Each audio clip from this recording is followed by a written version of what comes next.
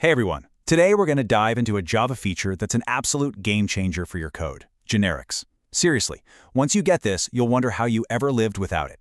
And a huge shout out to Dr. Sasan Azizian for providing this awesome, simple guide for anyone wanting to level up their Java skills. All right, let's jump right in.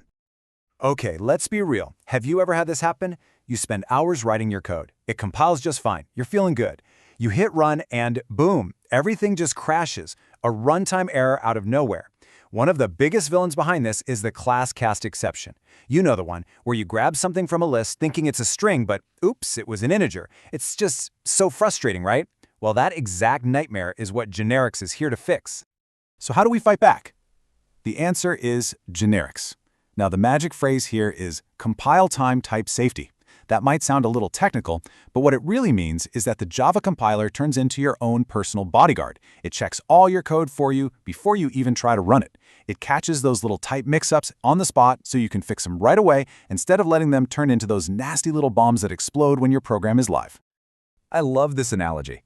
Think about it like this. Without generics, an array list is basically a mystery box. You can just toss anything in there. A string, a number, a custom object, whatever. The big problem comes when you try to take something out. What is it? You have to guess. But with generics, you put a label on the box. This box is socks only. Or, in our code, this list is for strings only. And the best part, if you try to sneak a shoe into the sock box, the compiler literally won't let you. No more nasty surprises. Okay, let's look at the actual code, because this is where it really clicks. On the left, that's the old school way. See that string part? That's called casting. You're basically telling the compiler, hey, trust me, I pinky swear this is a string. But what if you're wrong? You get a crash. Now look at the code on the right. See how clean that is?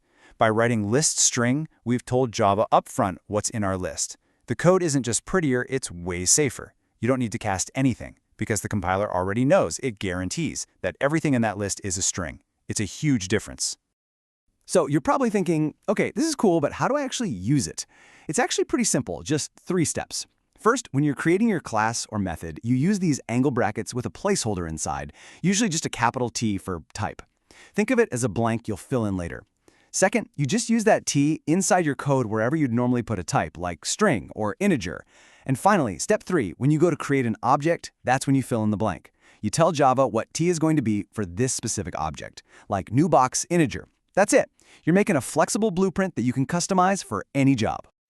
All right, so why should you care about all this? Well, the payoff is absolutely massive. First off, you find bugs while you're coding, not when your app is in the hands of users. Huge win. Second, you can say goodbye to all those ugly, unsafe typecasts. Your code just looks cleaner and it's so much easier to read. And maybe the best part? You can write one piece of super smart, reusable code that works for anything. Strings, integers, you name it, without having to copy and paste it all over the place. It's just a major, major upgrade for your code. So there you have it. Generics is like a safety net for your code. It makes it stronger, easier to read, and way more flexible. You're basically trading those risky mystery boxes for perfectly organized, labeled containers. So the real question I have for you is, now that you see how powerful this is, what's the very first thing in your code that you're going to go and make type safe? Go give it a shot.